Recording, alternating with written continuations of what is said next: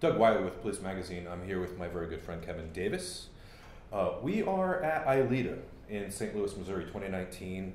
It's a gathering of, in my humble estimation, the most intelligent people in law enforcement, the biggest brains, if you will, in law enforcement.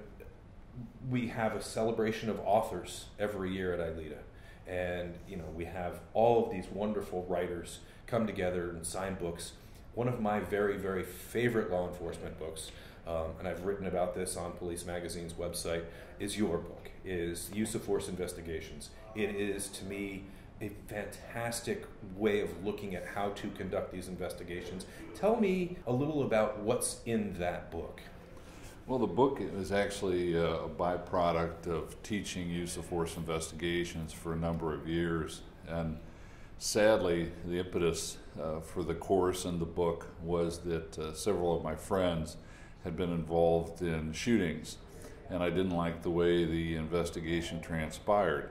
To give you an idea, one of the previous homicide sergeants said that the officer was the suspect in a homicide versus, my paradigm shift, which is the victim of a potential murder. And I think, examining that and wanting to do justice for the officer drove me to create the class and write the book. Just as an example, a friend of mine shot and killed a subject, and he was locked into an interview room, disarmed and locked in a room. And, it's just, there's so much better ways to do investigations without further victimizing the officer.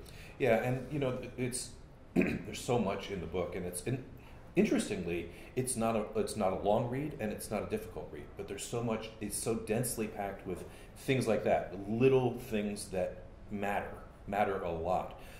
Using the appropriate vernacular, approaching the officer from the perspective of that person, like you said, was a potential murder victim. And just using the right way of kind of looking at and thinking about conducting these, I don't want to say interrogations, interviews, right? Proper Correct. terminology, that puts the officer in a place where they are safe, they are well taken care of, because that person's just been through probably the most traumatic event of their entire life, right?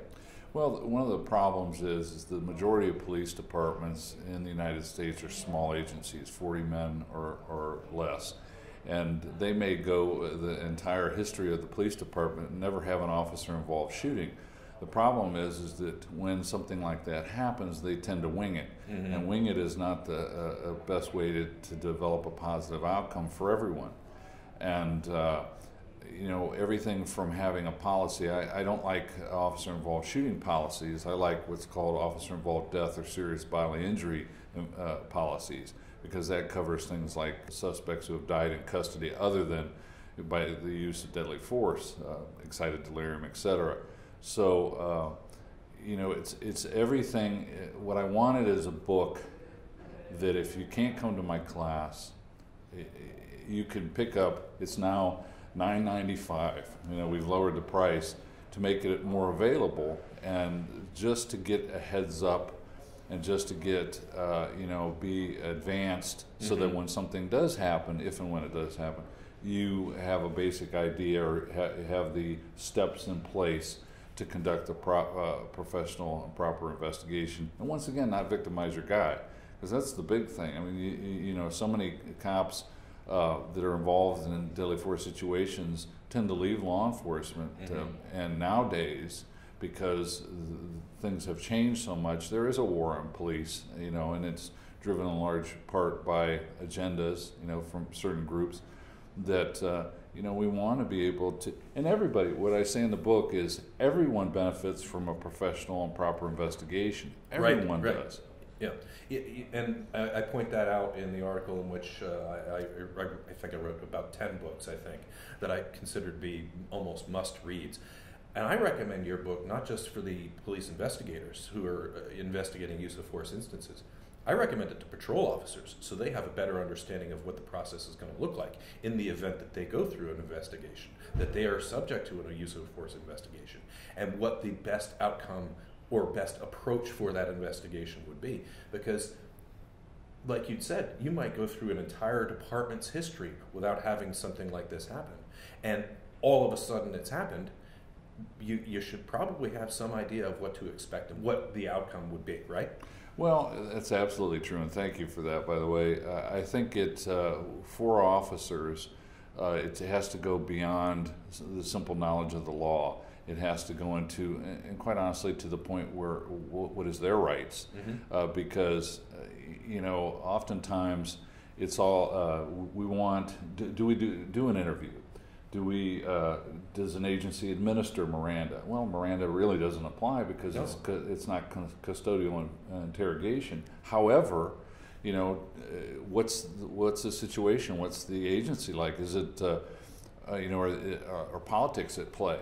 And is an officer, for instance, does he have the right to invoke his right to remain silent? And then is the agency, do they have the knowledge that they can compel an interview, but it's going to be a Garrity compelled interview for internal reasons? But then when you do a compelled Garrity interview, the criminal investigators should remove themselves from the room because right. What you're hearing is for internal purposes only. But I've worked on cases as an expert witness in which officers have been charged with felonious assault, or in one case, sadly, I'll be presenting and talking about this week, is with murder and perfectly good shootings. Mm-hmm. Why? Because of botched investigations. Now, listen, I'm a police officer. I've been doing this for 37 years, and I'm pro-police.